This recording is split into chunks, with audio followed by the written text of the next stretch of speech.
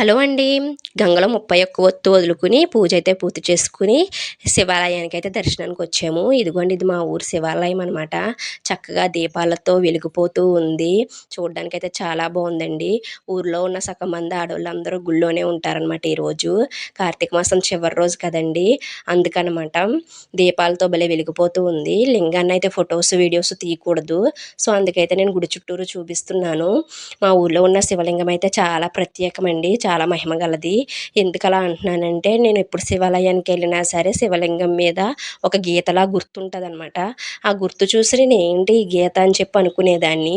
ఓసారి ఫోన్ చూస్తుంటే ఆ ఫోన్‌లో బ్రహ్మసూత్రం అని చెప్పి ఉందనమాట. అది ఓపెన్ చేసి చూసాను. ఆ వీడియో చూసాక నాకు అర్థమైంది అది గీత కాదు బ్రహ్మసూత్రం అని చెప్పి. బ్రహ్మసూత్రం అంటే అండి అన్ని శివలింగాల మీద ఉండదంటండి. చాలా ప్రత్యేకమైన శివలింగాల మీదే ఉంటుందంట. పెద్ద పెద్ద పుణ్యక్షేత్రాలు ఉంటాయి కదా! అలాంటి చోట్ల ఉంటుందంటండి బ్రహ్మసూత్రం. అలాంటిది మా ఊర్లో ఉన్న శివయ్య మీద బ్రహ్మసూత్రం ఉందా అని చెప్పి అప్పుడు నాకనిపిచ్చింది. మనం ఎక్కడెక్కడికో పుణ్యక్షేత్రాలకు వెళ్తూ ఉంటాము. మా ఊర్లో ఉన్న శివయ్య మీద బ్రహ్మసూత్రం ఉందా? అమ్మో! ఇంత మహిమ గలదా అని చెప్పి అనుకున్నాననమాట. ఇంక అప్పటినుంచి గుడికొచ్చినప్పుడల్లా నేనైతే శివయ్యని చూసిన వెంటనే ఆ బ్రహ్మసూత్రమే చూస్తాననమాట. ఇంకా చాలా అనిపిచ్చిందనమాట అండి. గుళ్ళో ఉన్న అప్పటిదాకా నా ఆలోచన వేరు.